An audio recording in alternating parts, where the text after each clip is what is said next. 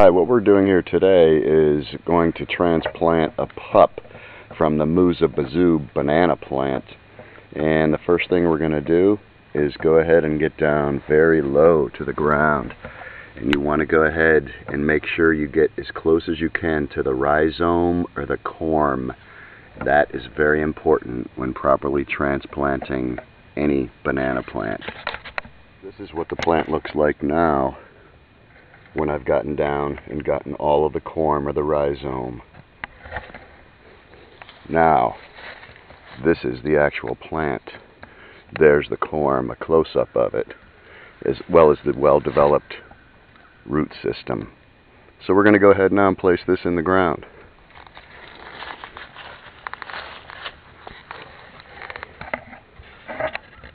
So here's that pup that we went down and released from the rhizome of the main plant. And as you can see, it's nicely planted in the ground, and with a little bit of care, a lot of water. These are very hardy bananas and are actually grown and are being grown on my property in Virginia right now. 4 years ago, I started with 3 small plants, very small banana plants, almost not thinking that they would survive. They had been neglected by the nursery where I purchased them. So I came home, planted them,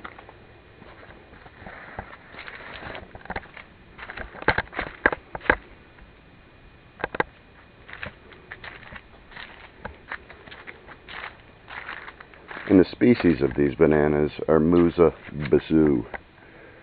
They're ornamentals.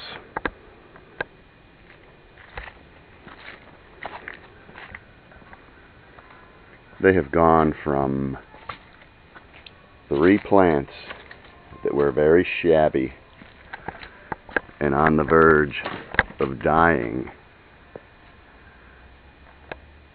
to over 150 banana plants.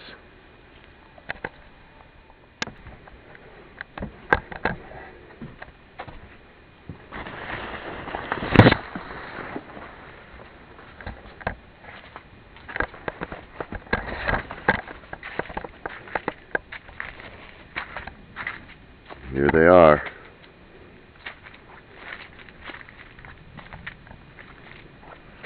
I've given several away, and the lucky recipients have also had great success in growing these wonderful plants.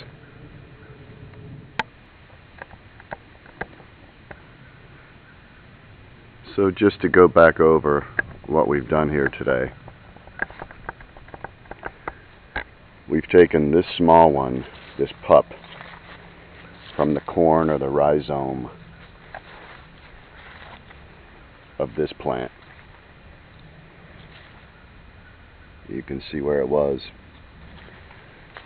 And now within 1 year, that banana will be growing at a mature rate.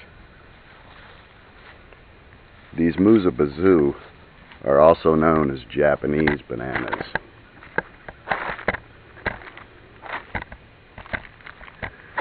If you live anywhere where it's going to be below 10 degrees Fahrenheit in the wintertime, you're going to want to cut these back and mulch them so that they return the following spring and summer for you.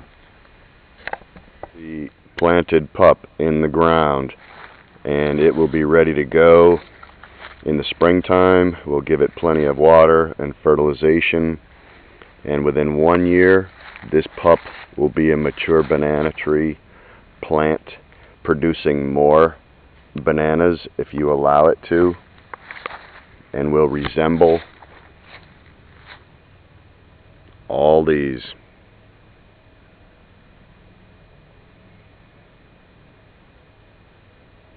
They're actually very interesting plants, and we have an influx of ladybugs right now in the fall that are here that love to walk on them. But these leaves will actually close down 100% in the hot days of the summer to keep themselves from dehydration. And then in the evening hours, they open back up, and you can actually beat on them like a tom-tom. They're very rubbery and very resistant. You can use these leaves also for cooking. You can cut them off and wrap fish in it, cook it, grill it. There's all kinds of recipes that you can find on the internet for cooking with banana leaves. So the sun has gone away. We're waiting on the rain to move in, but this is one last view of about 100 of the banana plants and the 17-footers.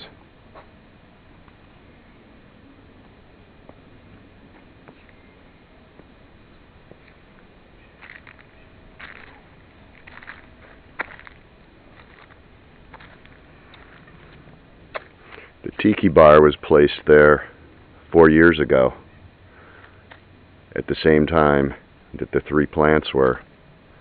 And now it's a wonderful place to entertain in the summertime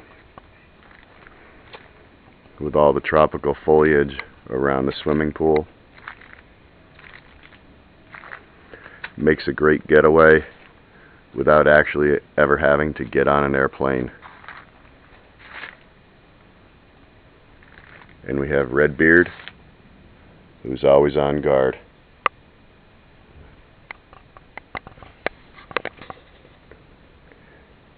Redbeard is a southern pine that was done out of a chainsaw down in Myrtle Beach, South Carolina in 1995. He's holding up very well. These bananas this year attained a height of over 18 feet, which is quite phenomenal. And the leaves are like perfect because the high trees on the property keep any damaging winds from shredding the leaves. And an interesting fact is that Chinese medicine used the rhizomes or the corm that I discussed earlier, as well as the stems and the flowers, and they've been known to clear heat toxins, quench your thirst, and disinhibit urine. So if you'd like something tropical in your yard and you don't think you can do it, they're very easy to grow and they last a very long time. It's currently November 5th in Virginia. I will do a new video showing when it's time to cut these plants down and get them ready to grow for next summer. So stay tuned, because the next video is going to be on the Myers lemons that we're growing here, and we're going to be having a little harvest of one of the mature plants.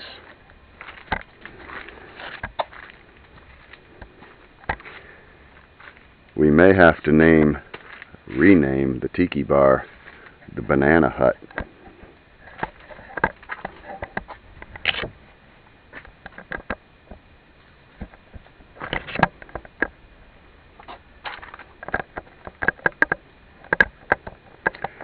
Thanks for watching. Hope you learned a few things and enjoyed the video. Have a great day.